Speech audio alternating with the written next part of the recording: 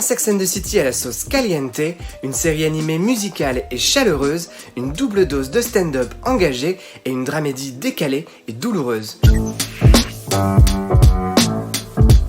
Salut à tous, bienvenue dans ce Y'a quoi de bien numéro 10. Comme chaque semaine, nous allons vous donner nos coups de cœur à découvrir sur les plateformes de streaming et à regarder où que vous soyez.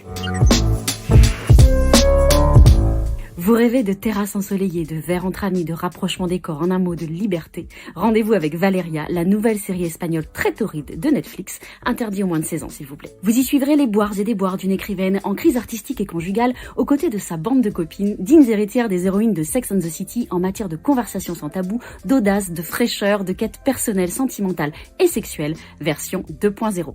Fan de La Casa de Papel, vous aurez en outre la joie de retrouver la craquante actrice Diana Gomez, entourée de 3 autres comédiennes au potentiel comique et au charme indéniable. Elles osent, elles s'exposent, sexuellement explicites, intelligemment romantiques, avec elles on ne s'ennuie jamais. Ne boudez pas votre plaisir, vous allez les adorer. Bonjour à tous, aujourd'hui je vous recommande Central Park, qui est la première série animée d'Apple TV+. C'est l'histoire de la famille Tillerman, une famille mixte qui vit au cœur de Central Park car le père en est l'intendant.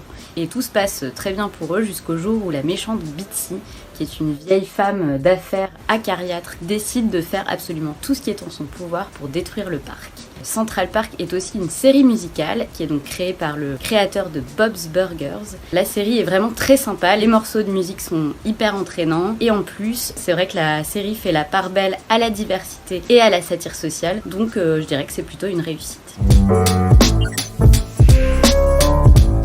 Salut à tous, aujourd'hui j'ai 2 recos pour vous, 2 spectacles disponibles sur Netflix par l'humoriste australienne Hannah Gadsby. Vous aviez peut-être entendu parler en 2018 de son premier spectacle disponible sur la plateforme qui s'appelle Nanette, un stand-up coup de poing qui jouait énormément avec les codes du genre, les codes de l'humour, le mécanisme du rire. Elle y abordait des sujets forts, intimes, politiques, des sujets très personnels comme son propre coming out, la question des minorités, la question du patriarcat.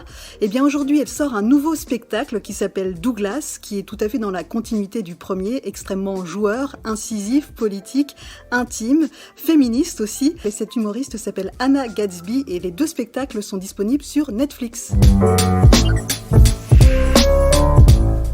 Pour terminer, je vais vous recommander la série I May Destroy You, disponible sur OCS, signée Michaela Coel, à qui l'on devait déjà la fabuleuse et hilarante Chewing Gum. Là encore, elle incarne le personnage principal et s'est inspirée d'une histoire qui lui est arrivée et qui a bouleversé sa vie. C'est une série très directe, déstabilisante parfois, sur les agressions sexuelles, sur le consentement, sur la fameuse zone grise. On retrouve de vrais instants de comédie avec le ton décalé de Michaela Coel, mais c'est surtout un discours engagé, profond, sensible et pédagogique sur un drame qui, on le rappelle, touche 2 femmes sur 7 dans le monde, mais des hommes aussi, la série en parle également.